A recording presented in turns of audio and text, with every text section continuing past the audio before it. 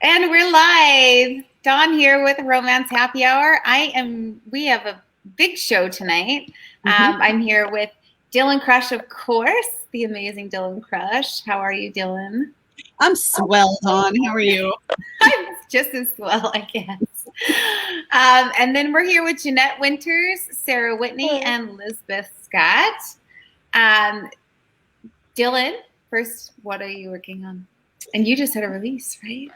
I did. I just had a release. Getting Lucky in Love came out last Friday. And that's part of the Love Vixen series. So Elizabeth Scott and Jeanette Winters are here to talk about the Love Vixen series with me tonight.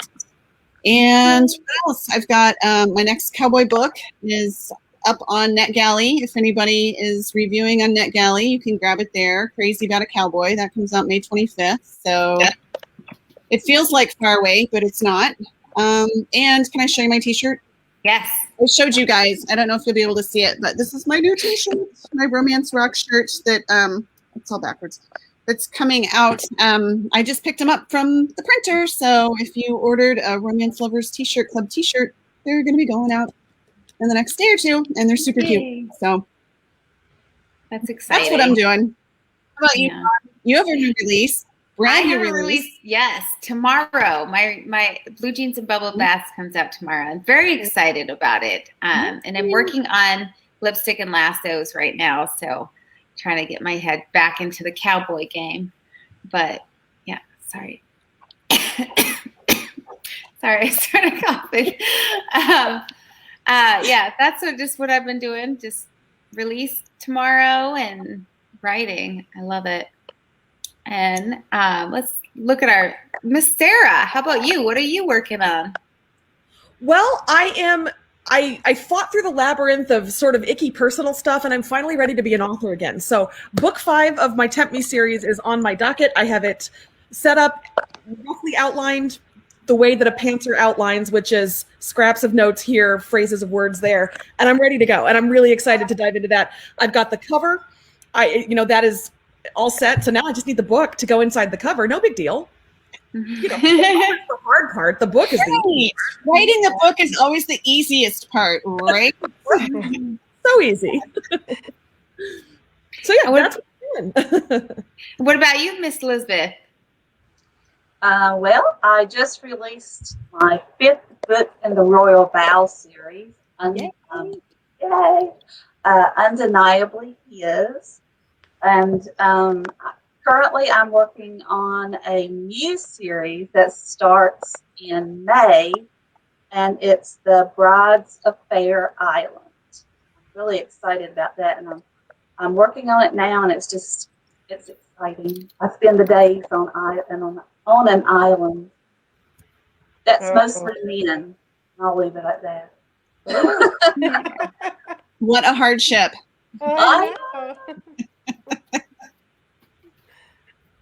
And what about you, Jeanette? I am finishing up my book 13 in my Barrington Billionaires series. I thought we were going to stop at 6, and all of a sudden I'm, already have 12 coming out April 1st, and I'm working on book 13 that will be coming out in November. And I'm also working on a Reluctant Heart series, which was supposed to be just a whole new world of intrigue and billionaires. But with what 2020 released, I said, I'm going to change up my writing, and I'm going to write rom-com billionaires. And they're just hot, fun, spicy billionaires. And that is my Reluctant Heart series. I've got 3 more books coming out of them. So May, June, and July to finish off that series. So I said, I'm just going to lighten up that mood. And really, it was a lot of fun changing it up and just going rom-com. You know, it's tough because billionaires are always so alpha, but I found the humor side of them. Nice. It was a lot of fun. Yeah, so it was a lot of fun to write. So what are you ladies giving? Oh, got that feedback. Sorry. What are you ladies giving away tonight or this weekend? Here this week. I have a signed paperback of Tempting Lies. It's book 4 in my Tempt Me series. I love these beautiful babies. And some author swag. I've got keychains. I've got some stickers and things like that. So the link, I think, is on the Romance Happy Hour page to sign up for my newsletter. If you do that, you get a free novella, Game On, which is a lot of fun. Enemies to lovers set in a baseball stadium. They share season ticket armrest and hate each other. So that's cute. It's a lot of fun to write. So free novella, enter to win a paperback. I'm going to be reading Out of Tempting Lies tonight also. So hopefully, even if you do not win, it's in KU. So you can always check it out. Nice.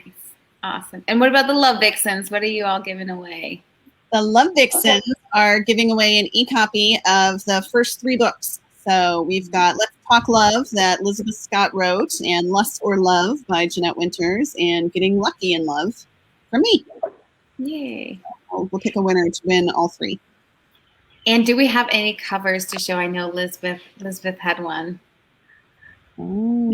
And we saw Sarah's. That's cute. I love that. I don't have my author copies yet. I know. I put you on the spot. Love it. Them a while ago, and they're still not here. So yeah.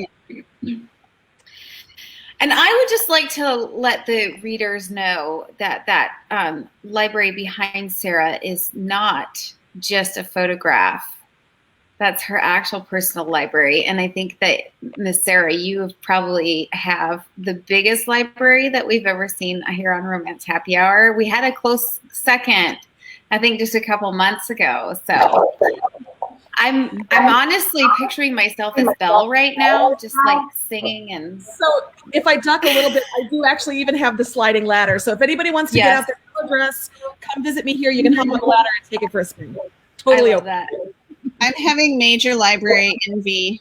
I have an old armoire that is like my library, and yeah, it's just doesn't even compare. Yeah. So when Borders went out of business, my husband and I went, and they were selling everything, not just the books, the fixtures. So we just went through, and actually it was a bidding war. There was a local used bookstore that was also trying to get bookshelves. And so we were in a race to put the sold stickers on with our name before the used bookstore could. Frankly, we needed the, so. Yeah. Borders lives on. That is amazing. Love that. And Erin says your hair looks fantastic and your makeup is gorgeous. Thank you. I was lamenting the fact that my hair was not cooperating the day that I had a Facebook event. So thank you. Yeah, I don't know who Erin is, but I need an Erin in my life to tell me those things too. Mm-hmm. Yes, it's good to have an Erin in your corner. All right. Well, shall we get to Miss Sara? Would you like to read for us? Absolutely. So like I said, I am going to do a reading from Tempting Lies, which is book 4 of the Tempt Me series. They are funny rom-coms. They are standalone, can be read on their own, but each book sort of rolls into the next with character introductions of the next leads in the previous book. So tiny little bit of setup here. This is a fake relationship book. Thea has just agreed to pretend to be Aiden's girlfriend, so his Playboy reputation will stop scaring away clients of his construction business. And in exchange, Aiden's going to renovate Thea's dream house on the cheap. And that's really all you need to know about these 2 hot dummies as we go into this excerpt. So, you coming in? Thea's voice beckoned from the next room, and the splashing sounds clued Aiden in on what to expect. He closed his laptop and walked into the bathroom, his heartbeat picking up. She was in the enormous tub wearing nothing but a smile. Fluffy mounds of fragrant bubbles covered her to her shoulders, and with an inviting flash of her eyes, she lifted one foot out of the water and pressed a button with her toe. The whirlpool jets kicked on, and she gave a little shiver. Ooh, that's nice. Her teeth sank into her lower lip. But not as nice as you. Get in. Suddenly, touching her warm, wet skin became the only thing in the world that mattered. Aiden reached for the button of his jeans and yanked it free, desperate to join her in the, "Hi, you busy?" The fantasy shattered, leaving Aiden with his new faked girlfriend in his office and the blood draining from his head. "Everything okay?" Thea frowned at him. "I can come back." Aiden ran a hand through his hair as he brought his breathing under control. Had his unexpected daydream conjured her somehow? This Thea wasn't covered in bubbles, though. She was zipped into a puffy coat and holding a striped knit hat in her hands, the tip of her nose red from the cold. "No, please stay." He shot to his feet, then sat right back down again. His body needed a little more time to chill out. "I was just reviewing whirlpool tub options for some clients." True, he'd been looking at suggestions for the Sapersteins when his mind had galloped away from him. But what was that all about? The bargain they'd struck last night hadn't changed anything. Their fake relationship was just a means to an end. His was the death of his Playboy reputation. Hers was a house she could call home. Out of left field hot tub fantasies had absolutely no place in his plan to deal with the woman he'd known his whole life. The same woman who'd looked ready to puke when she thought he was including sex in their bargain. That same woman who was currently staring at him like he'd suddenly sprouted antenna. Good thing she had no idea what head actually was growing. She'd probably run screaming out of the building and never look back. Time to get this under control. So what brings you here? She unzipped her jacket and flopped into the guest chair. I wanted to talk money. She folded her hands on her lap and crossed one leg over the other, fidgeting a little. Are you sure you're charging me a fair price for your work? He waved a hand. Of course, it's a mutual favor. Strange to think about faking feelings as a mutual favor, but this was a strange situation. She met his eyes with her serious brown ones. Thank you. Truly, I wouldn't have been able to make this leap without you. It's my pleasure. He reached forward and squeezed her hand, happy to be playing a role in bringing her dream to life. She jumped a little at the contact, and he couldn't pass up the chance to tease her a tiny bit. You're going to have to get used to having my hands all over you. Pink flooded her cheeks, and she looked down. You really sure you want to do this? With me, I mean? It's the best idea I ever had. But the fantasy of a bubble-covered Thea surged in his mind again, and for a moment, Aiden wasn't sure this was a good idea. He'd suggested this agreement because she was safe. Neither of them was interested in the other one like that. His brain just needed to get with the program and stop picturing her naked. No problem, right? While he wrestled his runaway gray matter under control, Thea hopped up and grabbed her coat. Okay, well, I'll leave you to it. She turned to go, but some instinct propelled him up and around his desk. He caught her by a belt loop as she headed for the door. Wait just a second. She turned in surprise. He held out his hand, palm up, and she stared at it but didn't make a move to place her fingers in his. I'll walk you out, unless I'm that disgusting to you. He kept his tone light, but a small part of him wondered what caused her hesitation. Thankfully, she wasted no time smacking her palm against his and lacing their fingers together. Hardly, she tossed her hair. I just find exceptionally handsome men a little intimidating. I'll get over it. She met his eyes as if daring him to challenge her, and after a long moment, he said, well, exceptionally handsome, am I? Her fierce expression dissolved into an eye roll. You're so irritating. She tugged his arm to get him to move toward the exit, but he planted his feet. Give me a second. It's not every day I get called handsome and irritating. Would you say I'm exceptionally irritating? Right now, yes, she grumbled. Excellent. He nudged her toward the door. Let's go, sweet cheeks. Irritating. Irritatingly handsome, he batted back. A glow bloomed deep in his chest at the revelation that she found him attractive. She hadn't even watched him swing a hammer yet. Hand in hand, they left his office and headed down the hall. Loud chatter drifted from the work area in the back, and he paused at the opportunity to execute stage 1 of his reputation rehabilitation plan. Are you okay talking to some of the guys? He squeezed her hand, letting her know the true meaning of his question. Are you okay starting our charade right now? Sure. She batted her eyes up at him. Anything for you, sugar lump. He was laughing as they entered the lion's den, where half a dozen of the nosiest guys on his payroll were eyeballing them. Guys, this is Thea Blackwell. Thea, this pack of reprobates hopefully know enough to behave themselves in front of my lady. His unsubtle hint didn't work in the least, and the guys all broke into whistles and catcalls. Ooh, your lady, one hooted, while another one coughed out something that sounded like, ball and chain. Hi, everybody. Thea gave a sunny smile and did a little bounce and wave before elbowing him. Geez, if this is the company you were keeping, no wonder you came knocking on my door, Adonis. The laughs around the room were even louder this time, along with a chorus of Adonis. Aiden closed his eyes at the knowledge that this was the only name he'd be called at work for the rest of his life. But when he opened them again, Thea's delighted expression took away the sting of that new nickname. She looked so proud to have won the approval of a room full of rowdy guys that he wasn't even mad. Instead, he lifted their linked hands and pressed a kiss to her knuckles. Her flush deepened as their eyes caught and held. Get a room, one of the men called, which kicked off another round of teasing commentary, but Aiden didn't care. Hadn't he been wondering for the past few months what a real relationship would be like? This weird little trial run with Thea was turning out to be kind of fun. She had zero expectations of him, so he could relax into this new role of boyfriend, try it on for size. Domesticity cosplay for the player. All right, back to work. I'm walking this one out, and then I'll come back help troubleshoot that backsplash install. He slung an arm around Thea's shoulders and steered her out of the room. At the entrance, she slid on her coat. He grabbed her hat from the pocket and plopped it onto her head, where it perched at a drunken angle. Can't have my lady getting cold. Okay, you have to stop calling me your lady. She adjusted the hat so it sat squarely over her brown hair. Whatever you say, baby girl. Ugh, absolutely not. She stabbed a finger in his direction, but he just laughed and guided her out the door. She'd parked on the street directly in front of the shop, and the frigid wind blasted them as soon as they stepped outside. Rather than jog back to his office to grab his coat, he crammed his hands in his pockets and hunched his shoulders to protect his ears, planning on a quick goodbye. But when they reached the car, her eyes drifted over his shoulder. We have an audience. Normally, Aiden appreciated the floor-to-ceiling display windows that showcased a selection of his company's kitchen fixtures. Today, though, it provided the perfect vantage point for half a dozen workmen to stampede from the back to spy on him and his new girlfriend. He sighed, his breath a visible cloud swirling between them. I swear to God, carpenters and plumbers are the source of 80% of the rumors in this town. He reached for her hand again. I'm going to kiss you goodbye now, okay? Her eyes widened, but she nodded, so he bent his head and closed the distance between them, offering one final warning. Gotta be convincing. Her eyes sparked as she whispered back, better make it good. Then she shocked him by twining her fingers around his neck and pulling his face down to meet hers. When their lips met, one thing became apparent.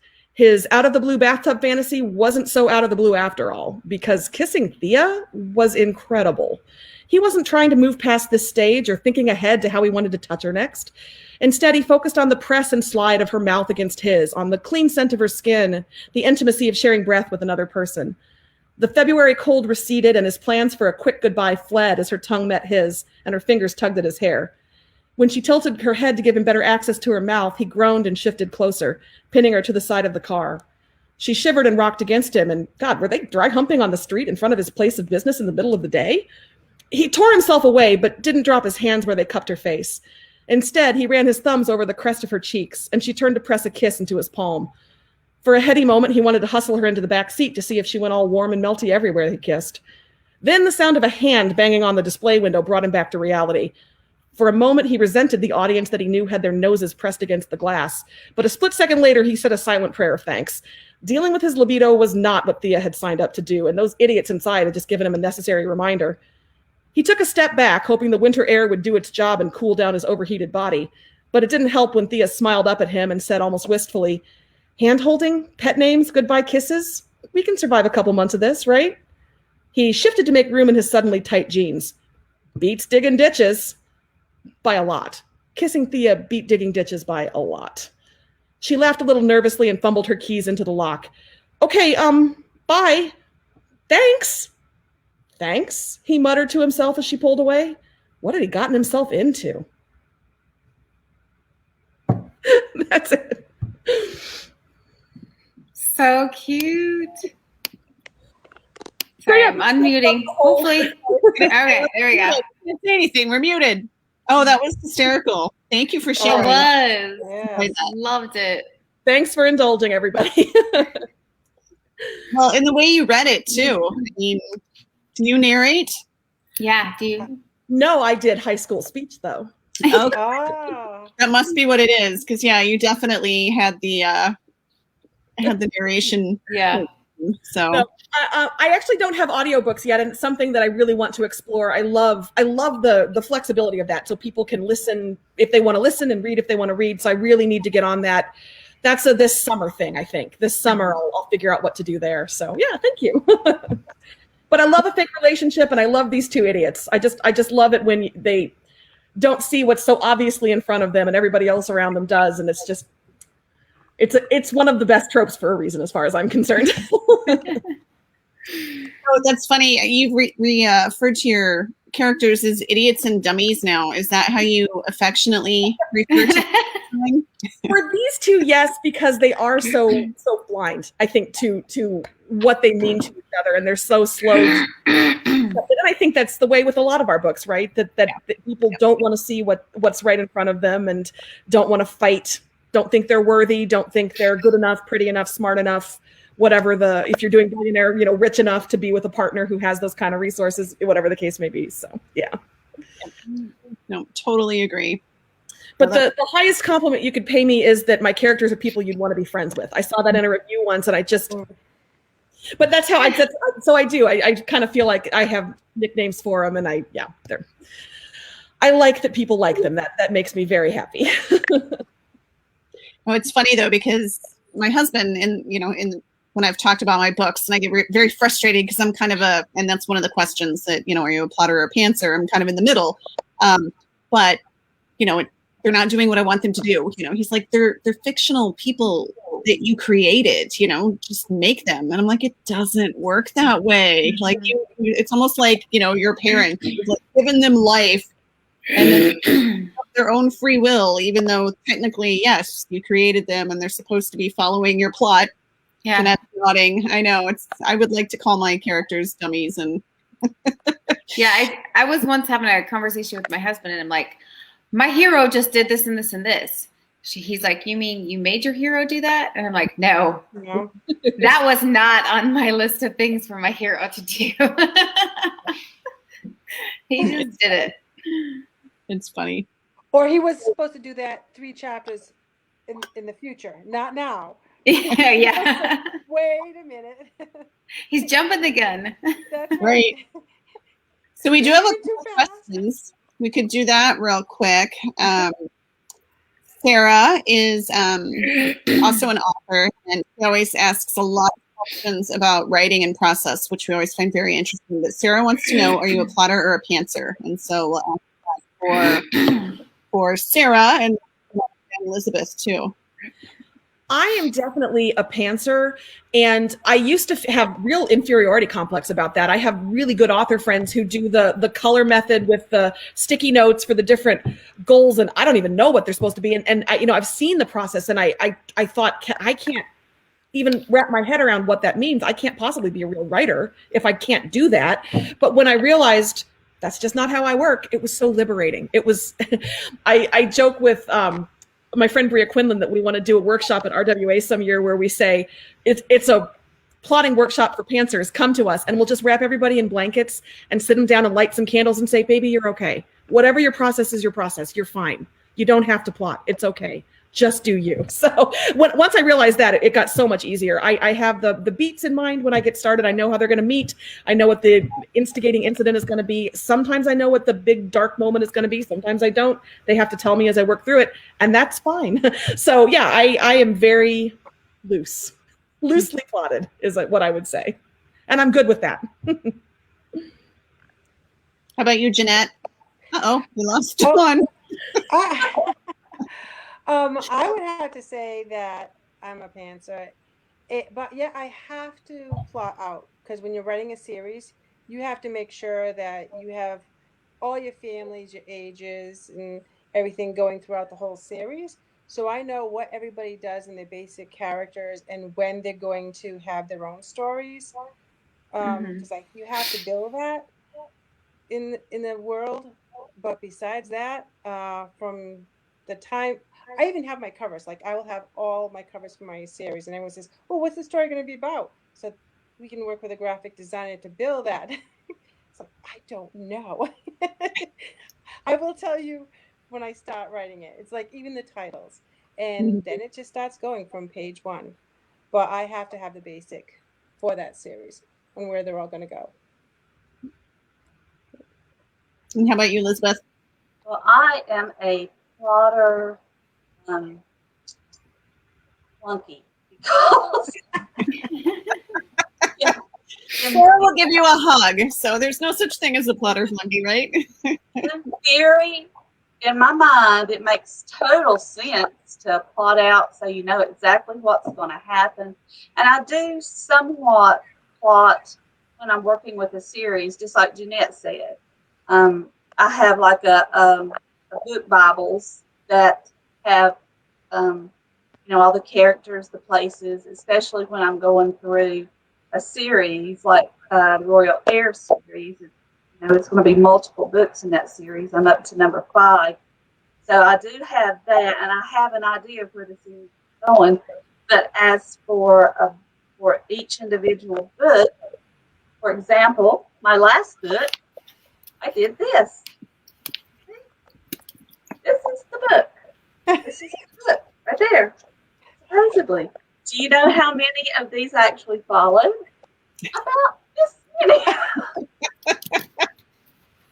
And then they were useless because the story was no longer what was on those cards. So that's why I say I'm a plotter flunky.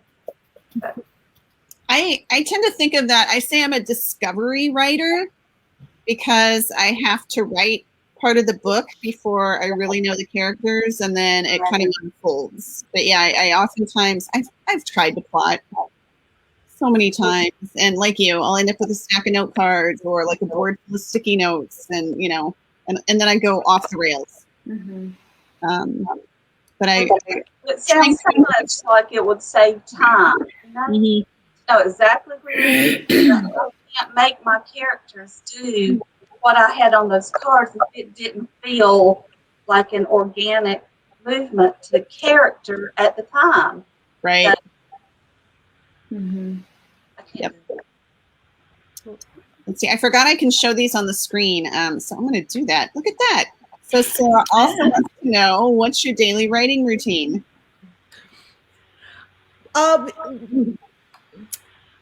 I have a day job. I'm a college professor, so I've been doing Zoom U for a year. So typically my writing happens at night once everything else has calmed down. I need it to not be during working hours. I can't turn off my email. I can't ignore my phone. It's a sickness. So once it gets to be about 10 or 11 at night, everything calms down and I can focus just on writing. So between 11 and 2 in the morning, I joke, is my witching hour. And that's what I do. I try to knock out, I write mostly in order. I try to knock out maybe a chapter a night, but they're bad. The first draft of the chapter is terrible. And so the second night I go back in and I read it again and I refine. And the third night I read what I wrote, see if it's okay. And then I move on to the next chapter. So that's typically how I do it. So the early parts of my book, I always feel like I know inside and out because I've been reading and rereading and polishing. And the back half, there are times that I'll pick up the back half of a book and be like, oh, I did write that, didn't I? Huh. So, but that has worked for me in the past. But yeah, you kind of regurgitate it onto the page, and then the next day you fix it, and the next day you fix it, and the next day you fix it, and that works for me. And yeah, that 2 in the morning time slot, there are times I look up and I'm like, oh, I should sleep, but I have caught a wave. So I was just gonna ask, when do you sleep? Why is sleep? Is it? Well, I'm lucky that I don't have my teaching schedule is such that I don't have to be up, at 5. I don't have kids who need me to be alert at that time, so I can shift a little bit. But there is still the sun and cats and it's things like that. Yeah. How about you, Jeanette? Do you have a daily writing routine? I'm the opposite. You don't want to talk to me at 10, 11 o'clock at night. I will be gibberish. But I'm a get up at 5 o'clock in the morning and I'm ready to go. I grab a cup of tea and I'm excited about the day. It annoys my fiance like crazy because it's like, is the sun up? Let's go. And I can just go. But I will never go back and read what I wrote. I'm going to go from the beginning to the end, because if I do, I find I'm always going to be rewriting, adding something and everything like that. And then I'm always worried what it's going to change later. So I will never go back until I reach the end, and then I'll give it the go through again. Otherwise, I just get caught in that, and I'm, chapter 1 will go from, 3,000 words to 5,000 words to 7,000 words. It's like, okay, the whole story's in chapter 1. So I just can't do that. I applaud people who can, but I have to get right through that first, right from page 1 to the end, and then go through it. Sometimes my editors say, it's funny because you will find that I will go back and change that piece and then weave it in. And my editor will say, wow, when did you think of that? Oh, when someone made one comment, I wove it right back in to the story. But I'm jealous of Sarah that she can do that. I would just get lost. I would have to have somebody cracking the whip on me all the time, reminding me, move forward. Oh, I should have that. I mean, don't get me wrong. Oh. I need someone like that. But that's what I love about these conversations. It's so validating to hear there is no right way to do it. And I think it's so great for other writers to hear the way that works for me, or maybe I can try that. Maybe that would be better for me. I love hearing people's stories and that we could be so opposite, but both still get the books out. Yes. Absolutely. Yeah. How about you, Elizabeth? You have a real stickler routine, don't you? Teasing. I know that you're working all the time because anytime I go to message you on Facebook, you respond right away. Well, that might be my detriment, but in the mornings, I'm not a morning person. Everyone will tell you this. I'm not a morning person. That's not when I'm most effective. Just look at Jeanette. She's shaking her head. So morning is when I usually chat with my people on my in my readers group.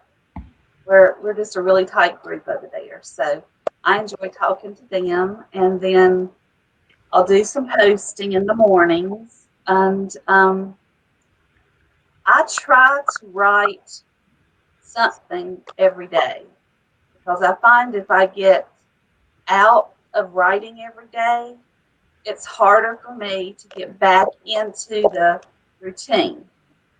So my goal is between 3,000 to 5,000 words a day. Most of that happens in the afternoon, and even in early evening. But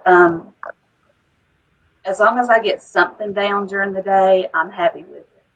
Unless I'm on a really close deadline, and then I have a lot of close writing buddies who we sprint together.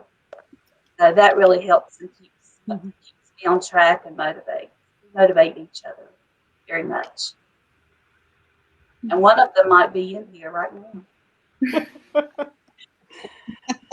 I wonder who that could be. Yeah. She won't spring at 5 o'clock.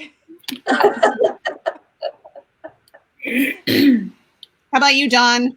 I know your daily writing routine right now is homeschooling with your kids. They went back to school 4 days a week, but only until noon. So Okay. Oh, gosh. I did get a new routine. I'm still up at 4:30 in the morning, but I have coffee for 30 minutes, and then I can. I'm sorry, I'm hot, guys. I'm sorry. I'm in the South, and it's finally getting warm down here. But yeah, so I write in the morning. I usually get about 1,000 words before my boys get up, and then I get them off to school. And then my big kids are homeschooled, so they're pretty self-motivating. So they have a program that they do. And so then I sit down and I write hopefully 2,000 to 4,000 more words before they get home. And then after that, I try to do all my marketing and stuff. Mm-hmm. So that's my new routine. Until my husband comes home, then it's going to change. So. Dawn's husband is in the military, so yes. For now. It's not that he sends him away for months at a time on purpose. I do, yeah. Last deployment, though, I'm very excited about it. Yay! Yay. Yeah, I don't have a daily writing routine. I do find that my words come easier and better in the mornings because, 3 kids and a husband at home and 4 animals, and like by 9 o'clock at night, my brain is worthless. So that's me all the way. That's why I get up so early. Yep. And I have to not be interrupted by my kids. But we're changing. So the kids are going back to school now. With like 6 weeks left in the school year, they'll be back in school in April. So we'll see how that changes things. This is the year of it's just everything is inconsistent. Mm-hmm. The year of going with the flow. Well, last year was like that too, but like the whole year. So it'll be fine though.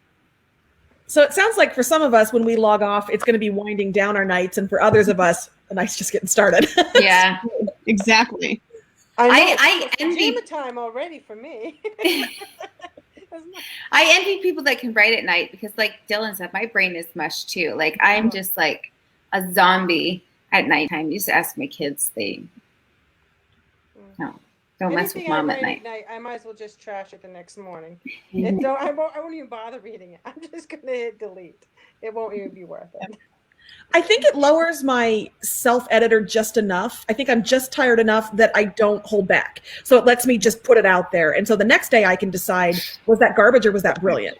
Yeah. And you know what? 50-50. Sometimes it's garbage, sometimes it's brilliant. But I do think that little edge of tired and a little edge of just, I don't know, let's just do this. I think it can be good. It shuts down the inner criticism that you get sometimes.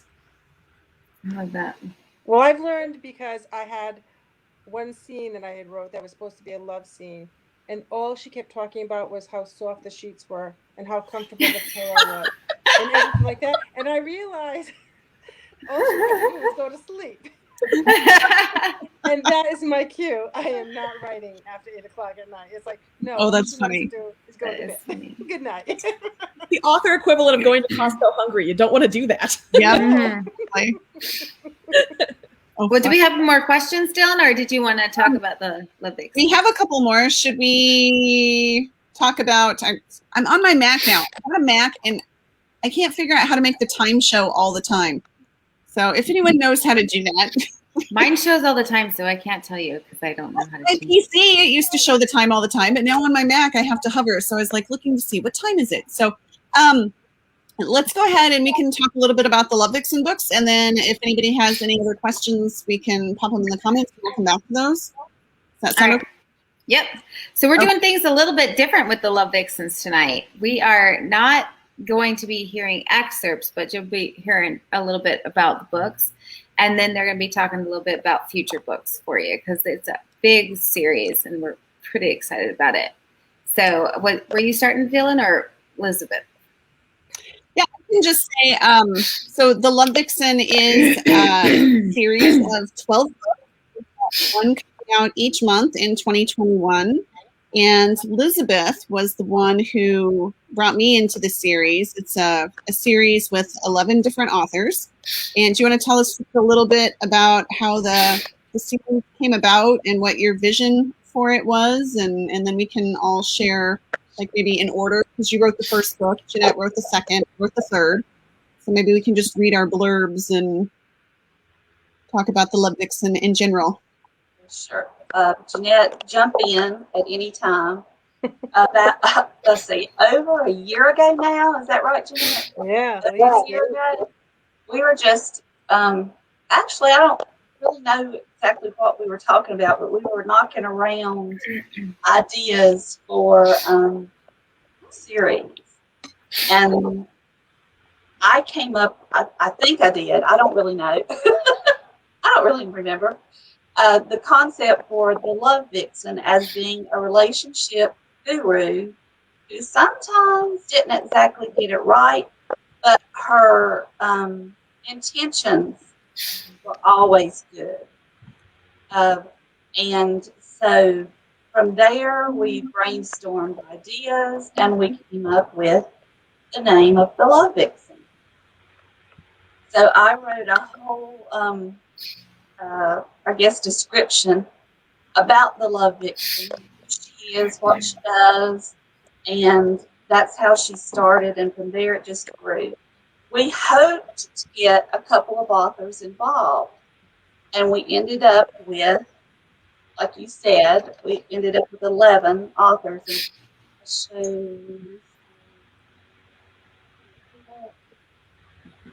this is my cheat sheet. That's all some of the books. And I ended up writing the first book, which is Let's Talk Love. And it's a 99-cent introduction into the series. It introduces you to the Love Vixen. You get kind of behind the scenes look at her life and a little bit of her life.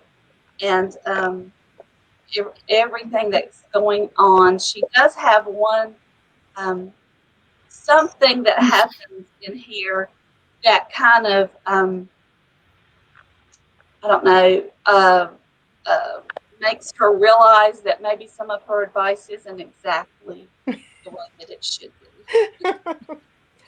And then, then in December, which made the 12th book, and that's my cover right here. That book is My Bets on Love, and that is the Love Vixen story. This reminds me a little bit of a contemporary version of Emma, Jane Austen's Emma. Oh, a little bit, yeah. Yeah, because she's like not the Gwyneth Paltrow version, but the real version. Because she's like a matchmaker, and like she botches it all the time. Well, not all the time, half the time. The Love Vixen, I mean, we're just like this, me and the Love Vixen. We talk all the time. But she has all the good intentions in the Yeah. world, and that's, she wants to help relationships. And I'm not going to tell you, I'm not going to give any spoilers, but she starts out as actually a column. She writes a column in a newspaper, and she, by a few misdeeds, she ended up having more success in her blogs and podcasts. That's why she went out on her own. And she blew up into the Love Vixen. That's how she started. Do you have anything to add to that, Jeanette? Well, it was really fun when we were thinking about this series and how are we going to work all these authors into when the story is about the Love Vixen. And all of our stories, one of the characters, whether it be him or her, reads the Love Vixen, is a follower of the Love Vixen. And as their relationships develop, and they always get some kind of kink in the relationship, they're going to have to go to the Love Vixen for advice. And that is how we entwined all the authors in to follow the Love Vixen. And it's really great because in each of our stories, we have our request to the Love Vixen for help. But we also follow the blog. So you'll always get the humor of the Love Vixen throughout our stories as well for other questions. And it was really a great time to be able to work with our readers because we could present it to our readers saying, if you had something you wanted to ask the Love Vixen, and then they would reach out to us, and then we could in turn ask the Love Vixen. So, like in my story, I had some very fun requests of the Love Vixen, and then I would go to the Love Vixen and have her answer them. So, so her tone, her voice reflects in our stories as well, and that is really a lot of fun. So, no matter what, when it comes to reading the Love Vixen in every one of the 11 books, um, you will find the Love Vixen tone and humor. Well, So it's a lot of fun. 12 books. Oh yes, but we're not in we're not in book one. our voice is not there. And all of the blurbs are written as letters to the Love Vixen. Oh, Letters. Oh, That's the blurbs. yes. that's fun. Oh, it was a blast. I wish there were more books because I would love to write another book in that one. It was a lot of fun. And all Maybe of the maybe I just have a lot of help. I need a lot of advice. She did. She really did. She had a lot of questions for the Love Vixen. Oh yes, I did. But all of the books are interconnected. Yes. They're all interconnected. Through the Love Vixen, yes. Yep. You want to read the blurb for the first book? For this is not a letter to the Love Vixen because this is an introductory book. But sure, I'll be glad to read it. The world has fallen in love with the Love Vixen. Whether you're unhappy in your current relationship, having trouble lowering those walls around your untrusting heart, or needing advice on how to deal with jealousy, the Love Vixen is there for you. The Love Vixen began as the author of a simple relationship blog that exploded into an international sensation. She's often seen on television talk shows offering her expertise and even on QTC promoting her best-selling book, Love Like a PB&J Sammy. Watch parties form for her weekly post. Coffee shops host Love Vixen events where her podcasts have become social happenings. Water cooler debates over her content are all the rage. Love Vixen memes are everywhere on social media, and Love Vixen merch is flooding the market. Love Vixen's quirky answers and her straight-shooting advice are taking the world by storm. Her platform has blown up, resulting in much reflection from both men and women, opening the lines of communication on those tough relationship subjects. This short read introduces you to the trending phenomenon known as the Love Vixen and kicks off a year of LV books. 11 amazing authors have been given the rights to develop Love Vixen-inspired stories, each based on one of her most liked blog posts, and to be released monthly. Disclaimer. The Love Vixen concept, letters, posts, and advice are works of fiction. The Love Vixen is not a licensed doctor or trained professional or even a real person. The guidance she gives should probably not be followed because everything is made up by the author. That's cute. So yeah, that's what kind of kicked it off. And then Jeanette wrote the first book as a Love Vixen. So you want to talk about your book a little bit? Yes. So this is a second chance story, and this is my blurb from the back. Dear Love Vixen, I am frustrated both mentally and physically. I've been crushing on this guy since I was a teenager. Back then, we had a major roadblock, namely my father, who was also his coach. How Jack filled out that Speedo distracted me back then, but dating was a no-no because his focus needed to be on winning the gold. But the Olympics is over, and guess who shows back in town looking for a job? Of course, what do? I hire him. What was I thinking?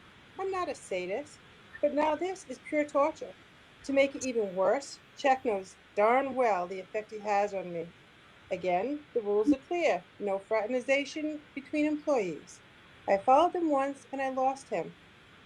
If I break them now, I could lose my job. Of course, spending hours daydreaming about running my hands over every inch of that gorgeous Olympic gold body isn't doing me any good or helping my work either.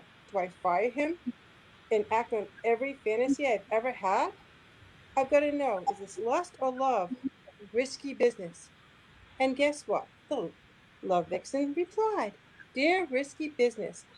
Oh, sweetie, you had me at Speedo. I hate to be the bearer of bad news, but a workplace romance rarely works. The rules are there for a reason. Maybe you need to tighten up that resume. Sounds to me like you've been training for a chance for years. I'd say go for the gold. Good luck, hun. The Love Vixen. So, as you can tell, he was an Olympian, stunning, gorgeous man, who actually didn't come to town looking for a job, but she believes he is. And everything gets set right back up, back to her childhood. And they're being played from every avenue, and neither one of them knew it. So there's so many twists and turns in this one here. But they find it happily ever after, or was it just love? You're going to have to read the story to find out. Very nice. And then I wrote the third one, which just came out last Friday. And again, I don't have my author copies, so I'll just read the blurb from my Kindle. Oh, now I look like I'm glowing, don't I? But my book is called Getting Lucky in Love, and it is a best friends to lovers book. So, and it's my heroine who writes in, and she says, Dear Love Vixen, help, I've fallen and I can't pick myself up. I'm totally 100% in love with a guy who's never thought of me as more than a friend. We've been through so much together over the years, and I've tried time and time again to hint at how I truly feel that he's clueless, totally, utterly unaware that he's the peanut butter to my jelly, the yin to my yang, the banana to my banana split. Now I've been offered a major promotion that would mean moving across the country. Is it time to make a fresh start and leave my soulmate behind, or should I lay my heart on the line and finally tell him how I feel? Almost out of time. And of course, the Love Vixen responded and said, Dear Almost, I can tell you've read my book, Love is Like a PB&J Sammy. Reread chapter 4. Notice anything familiar? Yep, you've been friend-zoned. The relationship you currently have with your guy is one-sided. You're the giver and he's the taker. Stop giving so much. Sweetie, you've got to step back and take a look inside yourself. Find a hobby that doesn't include your guy. Go out and meet people. Make new friends. Start dating. You can't change the way your crush feels about you, but you can change the way he sees you. Wake him up to the fact that you are your own person with needs he's not meeting. You are fierce. Focus on you, but realize that you may need to take that promotion. Good luck, hon. The Love Vixen. So Those sound so cute. yes. So that's all on their Kindle Unlimited. So they're all in Kindle Unlimited. And the Love Vixen does have a website, thelovevixen.com. Yes. Yep. And you can go get a sneak peek at the books that have been published already. There's a sneak peek at the first chapter on the website. And we also have a Facebook group. And so each author, as their book releases, they're doing, like I did an all day long virtual scavenger hunt on Friday for my release. Elizabeth, you had game night for your release. So I mean, we play bingo. So each author is doing, like a different kind of release party, and all the fun is happening in the group. First Friday of every month. Yep. And what's coming? Tell us who else is queued up next month. What do we have coming out in April? Sure. Next month is A Warrior to Love by J.M. Madden. Bone Frog Love is in May by Sharon Hamilton. June is One of a Kind Love by Christina Tetrault. July is Mistaken for Love by Delancey Stewart. August is Silver Lining Love by Melanie Shawn. September is Deadline for Love by Jade Webb. October is Blinded by Love by Rihanna Mallory. November is Waiting for Love is by Lacey Black. And in December is My Bets on Love by me. Yay. And that's where we'll get to hear the rest of the Love Vixen story. In December. Yes. Would you like to hear the blurb? This is really early, but 2022, Love Vixen 2, Too Foxy, Too Yeah. I'm just saying, putting it out there. When we started this, we had no idea of how it would go over. We had no idea if we could get any authors to join us because, was this a harebrained idea? We didn't know. But we ended up with the 11 authors. And then after January, we've been getting interest in wanting to have a second round. Yes. Mm-hmm. Yes. 2022. So, hey, it could happen. Yeah, I want to throw my hat in that round. I want to throw my hat. Oh, right. Same. It is. Yeah. It's We not have all a couple call. of others that really are interested because it's a lot of fun. A lot of fun to write in. It really is. Just collaborating like that sounds so fun to get to work with people and kind of have that voice that carries through. It's so invigorating sometimes to work with other authors and see what their process is and try to fit your world into theirs. It's great. And the Love Vixen did write every response that's received throughout the books. The actual Love Vixen wrote those. Yes. So it has her voice. Yeah, it's been a lot of fun. It really has. It's been a lot of fun. All right, so we should get to some questions. We're good. Yes. We'll get back. Sorry, I was going to go back to that. We have a couple more that popped up. And again, if you have any questions, go ahead and type in the comments. Linda, who is our favorite Canadian. I don't think we have any other Canadians watching. We love you, Linda. Linda wants to know, what is your favorite cover out of all of your books and why? So, Sarah, should we make you go first while the rest of us run it? It's like choosing a favorite child. Right? I love the cover of my second book. I'm not prepared for this, and I'll try to pull it up really fast. But it was, some of them come a little easier than others. I don't know if you all have found that too. Some covers just sort of happen effortlessly, but I do love, it's a terrible image, but it's yellow. It's book two. It was so perfect, and she was so perfect, and the book is just lovely. So I like all of them, but that one came together. It took some work, but once it clicked, it all clicked, and it was just great. So yeah, all praise to book designers. I don't know how they do what they do. I just know when I see it, I'm like, yeah, you did it. I don't know what you did, but you did it. So well done, them.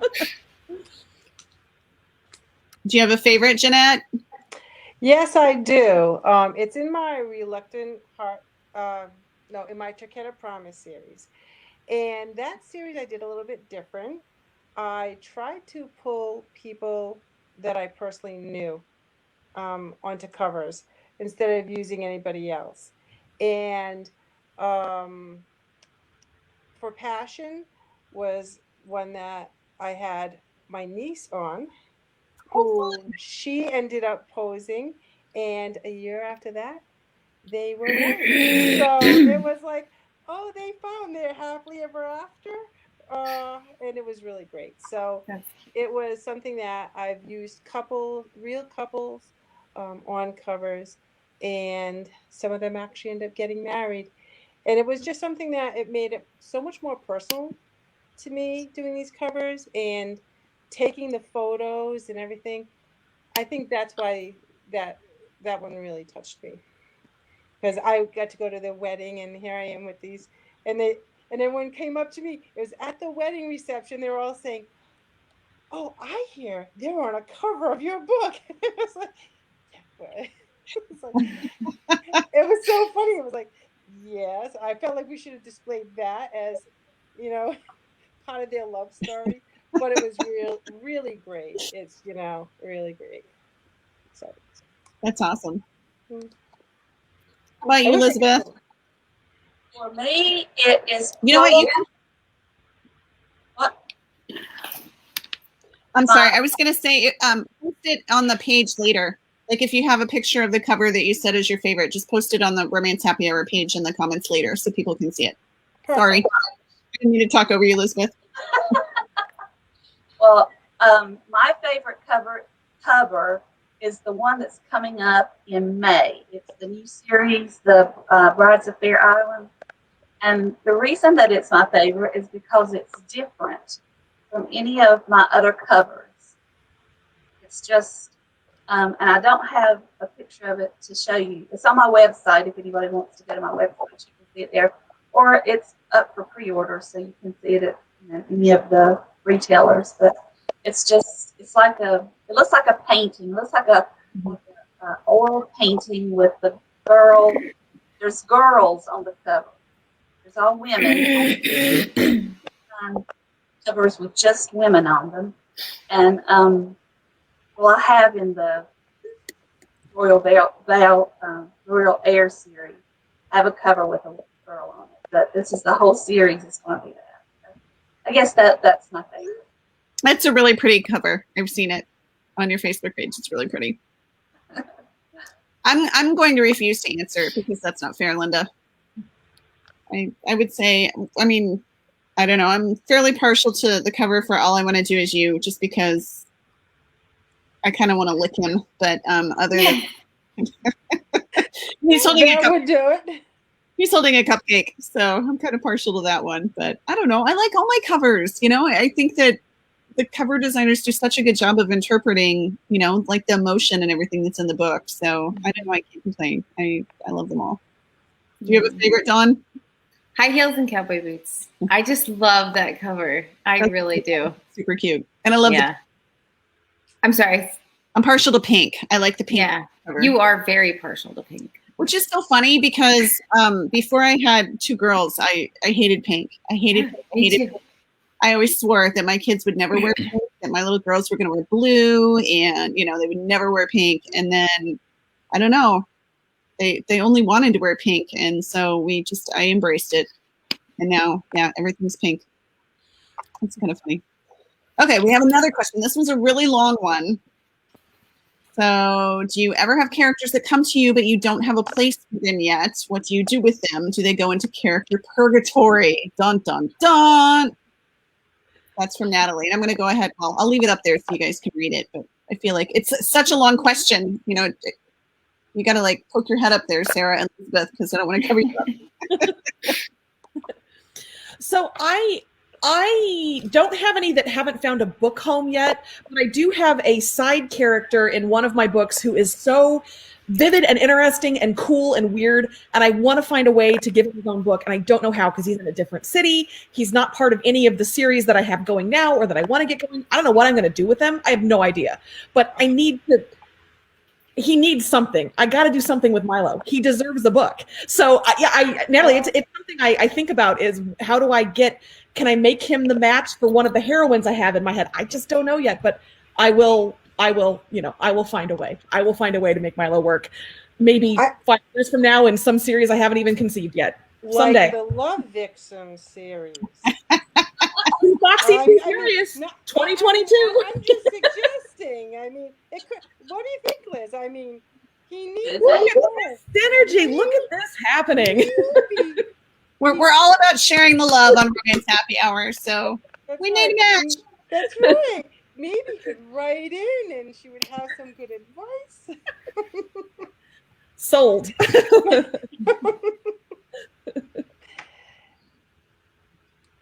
Do you have characters like that, Jeanette? Oh, I do.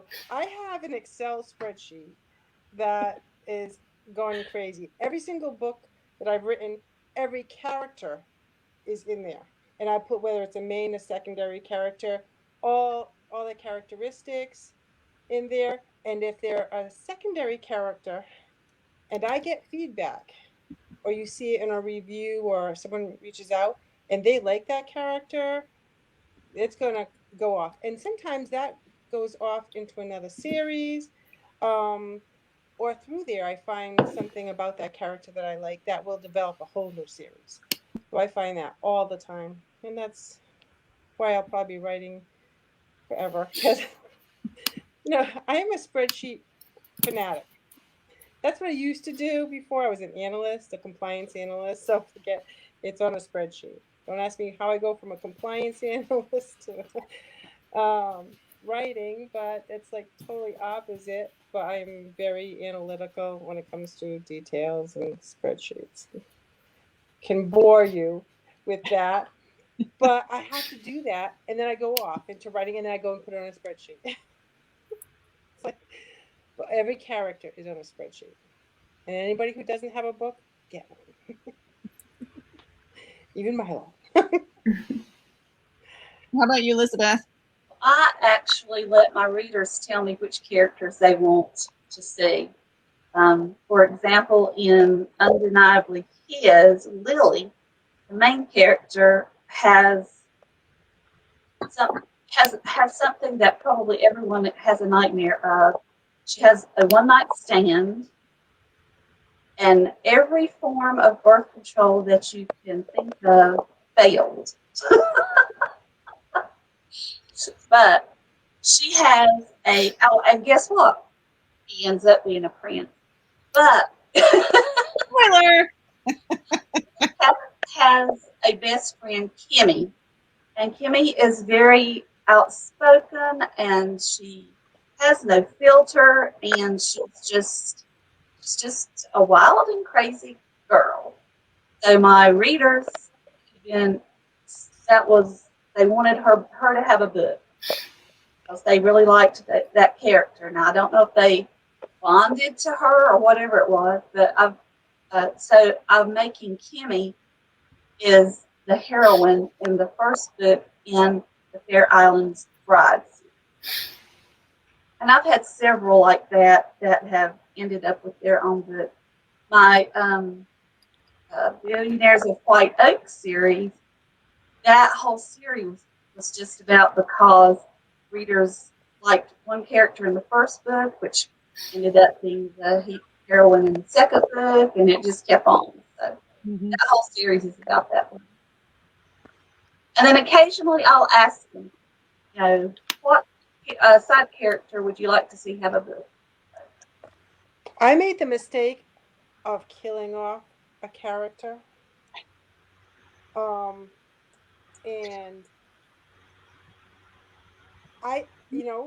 he died a hero.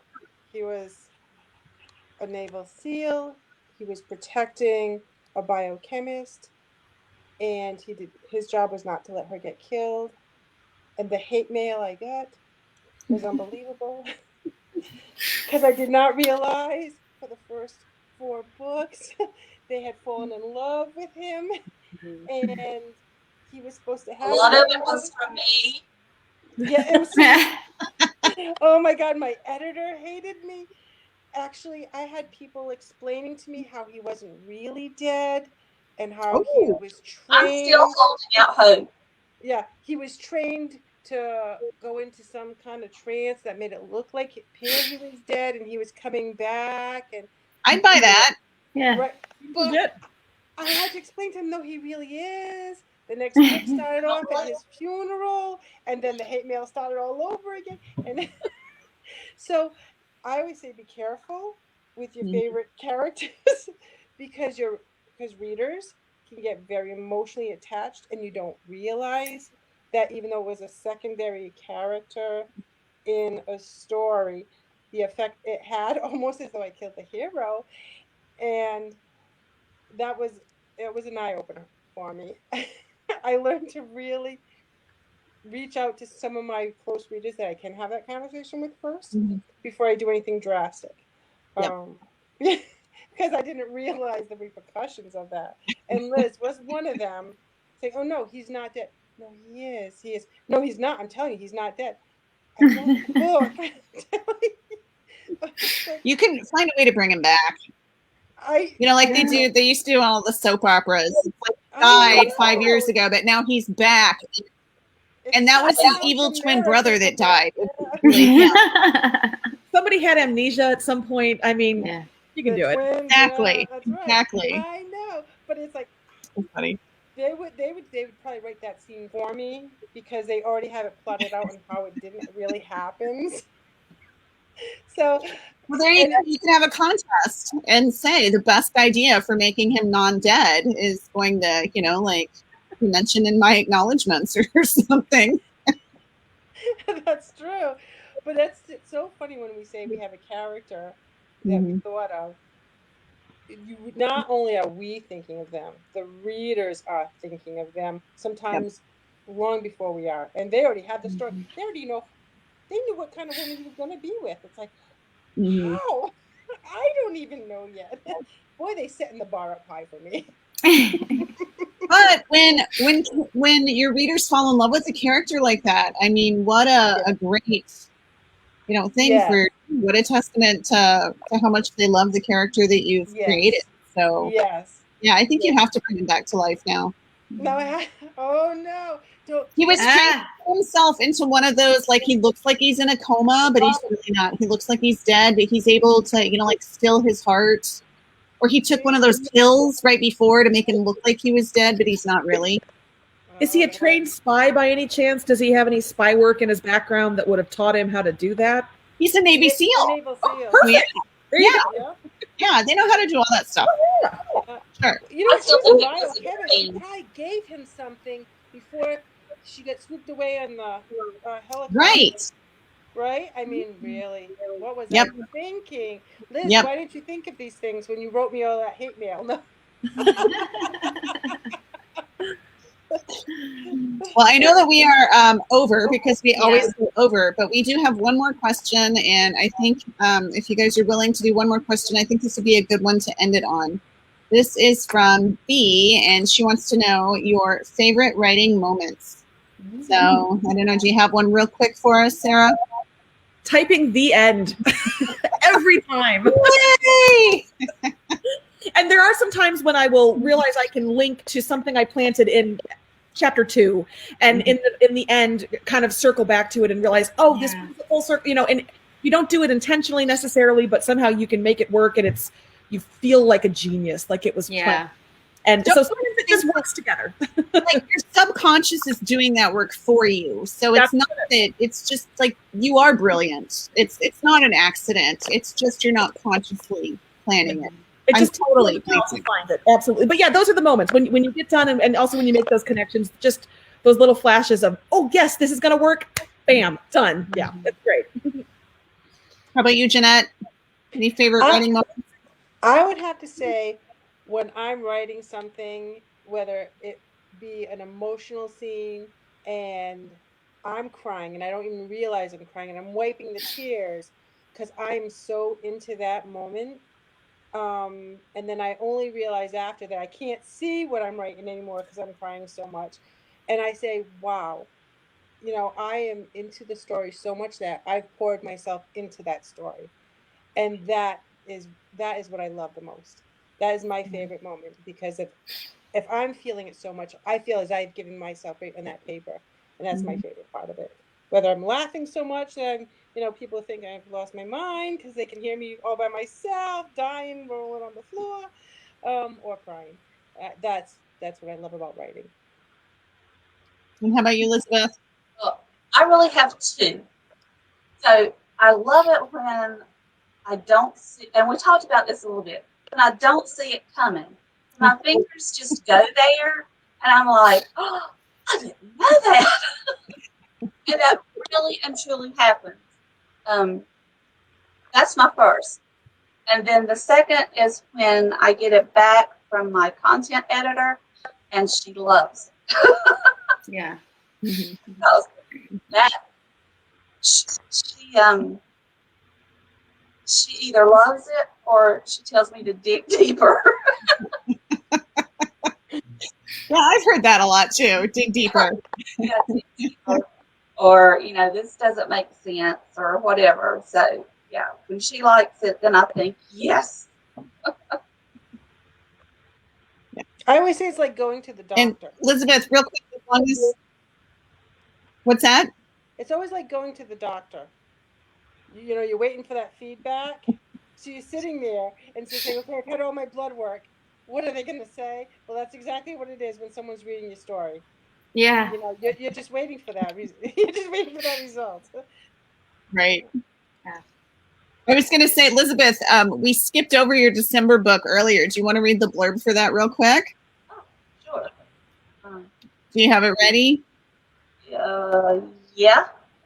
Okay, because I know we skipped over that earlier. I meant to ask you if you wanted to read that one to give people a hint of what's coming for the Love Vixen. Sure. Okay. So this is the December book, and I should have told you in the book one, the Love Vixen has someone that's not really a Love Vixen fan keeps writing into her. So keep that in mind when you listen to the blurb for My Bets on Love. Dear Love Vixen, as a man, I found your response to Sleepy in San Antonio insulting. You told Sleepy to train her husband using positive reinforcement to reward him for good behavior when he helps around the house. Really? Where was your to have a healthy and happy relationship? You must have communication response. You are a desperate woman who has evidently been scorned by men. And another thing, your tagline, you'll never find love until you find yourself, is abstruse and convoluted. BTW, the only thing good about your book, Love Like a PB&J Sammy, is the editing. In fact, you should have written your book on a roll of toilet paper to be flushed down the drain, along with all the relationships who have followed your advice. You say honesty is your big platform, but you, Love Vixen, are the biggest liar. There are no soulmates, and there is no fairy tale happily ever after. And as always, I'm busting it in Boston. Here's her response. Dear BB, we've had our difference of opinions through the year, and I think nothing has changed. That you focused on editing. You might have learned a thing or two from my book on how to improve your disposition. I'm going to go out on a limb and say you are a chronically single, middle-aged, set in your ways, grumpy pants. Am I right? Probably couldn't find your way into a healthy relationship with neon signs and a relationship for dummies manual by your side. Honesty is the best policy in life and most assuredly in relationships. Are you familiar with the concept? Oh, and sweetie, you can keep your toilet paper for your Boston butt. Good luck, hun. The Love Vixen. Cute. So, The Love Vixen has a personality you don't want to miss. read on to see who the Love Vixen ends up with, right? Yep. All right. Well, we are 16 minutes past the hour. So we're going to say goodnight tonight. Thank you guys so much for joining us. And thank you, readers and viewers, for joining us as well. So don't forget to pop over there and pick up your copy of all these amazing books that we got to hear about tonight. And are the Love Vixen future books available for pre-order yet? Or are they? They are. Okay. Yep, putting them all on our website. All right. And we'll say goodnight. Bye. All right. Thanks everybody for coming. Giveaway is open through Sunday night as always. Oh, yes. Haven't entered that, go ahead and hop over. And then I'm doing a party in the Love Vixen group on Sunday for my release. So if you haven't joined the Love Vixen group yet, hop in there, and we'll be back in 2 weeks. Dawn? Yes. I feel like Chuck Woolery. Did anyone watch that Love Connection? We'll be back in 2 weeks. Nobody watched that. I'm old. Okay. All right. We'll see you all later. All right. Bye. Bye.